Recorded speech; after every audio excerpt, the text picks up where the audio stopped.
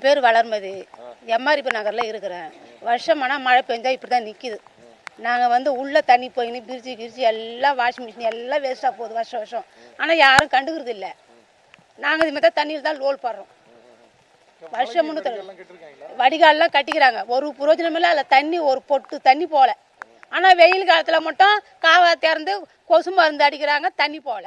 மாற்றி இந்த நகராட்சிகளும் இதில் இருக்கிறவங்களும் மாற்றி போட்டால் பிடிச்சிக்கிறாங்க. ஆனால் மழை நேரத்தில் ஒரு ஆள் கூட வர மாட்டேன்றாங்க, எட்டி பார்க்க மாட்டேன்றாங்க. நாங்கள் இந்த மழையில் எவ்வளோ வருஷம் கூட கஷ்டப்பட்டு தான் இருக்கிறோம். நாங்கள் இதுக்கு ஒரு வழி பண்ணணும் எங்களுக்கு. ஒரு நிற்கிறமே முட்டிக்கால் தண்ணிக்கு மேலே இன்னும் ஒரு நாள் மழை பெஞ்சாக்கா நான் முழிடுவேன். ஒரு வருஷம் தான் படகு விட்டாங்க. ஆளுவ கூட படகு விட்டு பிரயோஜனம் கிடையாது. சாப்பாட்டுக்கு கஷ்டமாகுது, தண்ணிக்கு கஷ்டமாகுது. எங்களுக்கு இந்த தண்ணி போனால் போதும், எங்களுக்கு வேறு எதுவுமே தேவையில்லை. ஒன்றும் சொல்லலை, எதுவும் பதில் சொல்ல மாட்டேன்றாங்களே. கேட்டாக்கா யாரை கேட்டாலும் இன்னும் பதிலே சொல்ல மாட்டேன்றாங்க யாருமே. யார் எந்த ஒரு ஸ்டெப்பும் எடுக்க மாட்டேன்றாங்க, கண்டுக்க மாட்டேன்றாங்க. நாங்களும் ஃபோன் பண்ணி சொல்லி பார்க்குறோம். இந்த மழை விடட்டுங்க வரேன். மழை விட்டு வந்து என்ன பிரயோஜனம்? மழை பெய்யும் போது வரணும், பார்க்கணும் மக்களை எப்படி இருக்கிறாங்க, என்ன இருக்கிறான்னு பார்க்கணும். அது பார்க்கறதே கிடையாது. மழை விடட்டுங்க நகராட்சியில் சொன்னோம்னா மழை விடட்டுங்க வந்து பார்க்குறேங்கன்றாங்க. அதோட வரவே மாட்டேன்றாங்க. தண்ணி தோகுதே, முட்டிக்கால் தண்ணி நிற்குதே. முட்டிக்கால் தண்ணியில தான் நாங்கள் பேசிக்கிறோம். நான் அது இருக்கு, ஒரு நிறைய இருக்குது. அது எப்படின்னு சொல்ல முடியும் தெரியல. எங்கள் வீட்டில் இது பின்னர் நான் உள்ளே போனால் தான் தெரியும் தண்ணி எவ்வளோ தண்ணி நிற்குதுன்னு. இப்போ எல்லா பொருளும் பாழாகிட்டு இருக்கும்.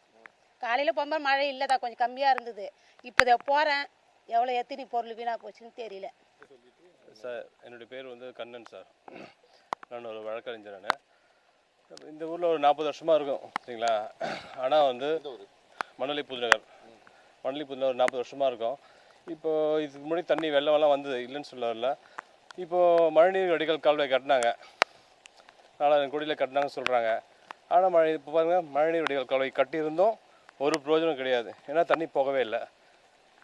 ஏன்னா இப்போ வந்து ஆற்றுல வந்து ஷட்டர் க்ளோஸ் பண்ணிட்டாங்க. க்ளோஸ் பண்ணதுனால இந்த தண்ணி வந்து போகவே இல்லை. எல்லாமே எங்கேயே வந்து சுற்றினே தான் இருக்குது.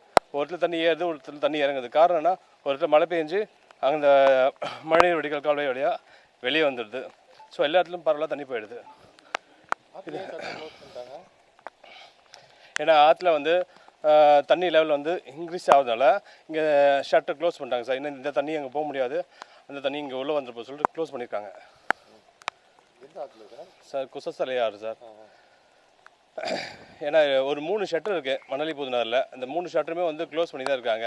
ஏன்னா க்ளோஸ் பண்ணலன்னா ஆற்றுல இருக்க தண்ணி போகிற தண்ணி வந்து மணலி புதுநகரில் ஊருக்குள்ளே போகும். ஏன்னா கடைசியாக வந்து வடிகாலாக வந்து இங்கே பயன்படுத்துகிறாங்க மணலி புதுநகரை.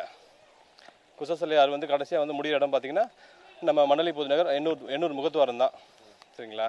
எந்தெந்த பகுதியில் சார் தண்ணி இருக்குது சார்? மணலி புதுநகரில் பார்த்திங்கன்னா இந்த 51 பிளாக்கு, 52 பிளாக்கு, இந்த ஃபேஸ் 1 ஃபேஸ் 2 சார் ரொம்ப மோசம் சார். ஃபேஸ் 1 ஃபேஸ் 2 அந்தளவுக்கு ஒரு ரோடே சரி கிடையாது சார். ரோடு சரியில்லாதனால வந்து மக்கள் ரொம்ப கஷ்டப்படுறாங்க. ஒன்று. ரெண்டாவது பார்த்திங்கன்னா இப்போ மழை பெஞ்சு அதில் கூட எங்கே பள்ளம் இருக்குது, எங்கே மேடு இருக்குது கூட அவங்களுக்கு தெரிய மாட்டுது. அது மட்டும் இல்லாமல் இப்போ வந்து என்ன தோண்டியிருக்காங்கன்னா ட்ரைனேஜ் கனெக்ஷன் தோண்டியிருக்காங்க. அதை நோண்டுறதுனால ரொம்ப மக்கள் ரொம்ப சஃபராக வராங்க. சஃபரானது காரணம் என்னென்னா, இப்போ மழை பெஞ்சிருக்கலாம், எங்கே போய் எங்கே விழுவாங்கன்னு அவங்களுக்கு தெரியாது. ஒரு தண்ணி லாரி உள்ளே வர மாட்டுது. அடிப்படை தண்ணி வந்து பார்த்திங்கன்னா குடி தண்ணீர் தான். அந்த குடி தண்ணீர் கூட வந்து ஒரு லாரி வந்து உள்ளே வந்து அதான மக்கள் வந்து வாழ முடியும். வர முடியாத அளவுக்கு வந்து பள்ளம் நோண்டி போட்டு எதையுமே வந்து ரோடு போடாமல் இருக்காங்க சார். எம்ஆர்பி மணலி புதுநகரில் வசிக்கிறாங்க. கிட்டத்தட்ட 10 வருஷமாக நாங்கள் இங்கே இருக்கிறோம்.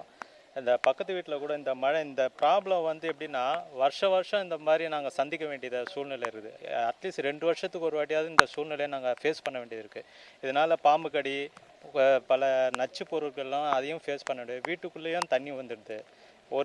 அதுக்கேற்ற சொல்யூஷனோ இது செய்கிறேன் அது செய்கிறேன் ஏதோ சொல்கிறாங்க. மக்களுக்கு கண் துடைப்பாக தான் இருக்கே தவிர நாங்கள் அதை வந்து அனுபவிச்சதில்லை.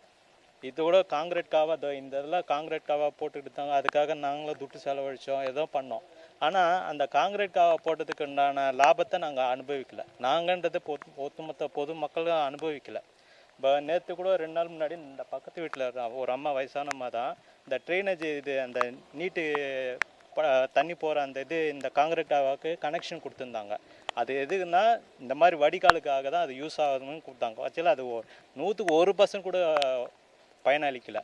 அந்த அம்மா அந்த காலை வந்து அந்த காங்கிரீட் காலை விட்டு விழுந்து அப்புறம் பக்கத்து வீட்டுக்காரங்க ரோட்டில் போகிறவங்களாம் தூக்கி விட்டு தான் போனாங்க. உதவிக்கு ஆளும் யாரும், ஏன்னா மழைனால யாருமே இல்லை, எல்லாம் ஜிலோன்னு இருக்குது. அதனால் இந்த மெயின் மணலி புதுநகரில் இந்த அண்ணன் சொன்ன மாதிரி கொசத்தில் அந்த மாதிரி திறந்து விட்டாங்கன்னா இங்கே தான் வந்து நின்று ரொம்ப மக்களை பாடாப்படுத்துது. நாங்கள் வருஷம் இதை அனுபவிக்கிறோம். இந்த சூழ்நிலை அது இது எங்களால் மறக்கவே முடியல.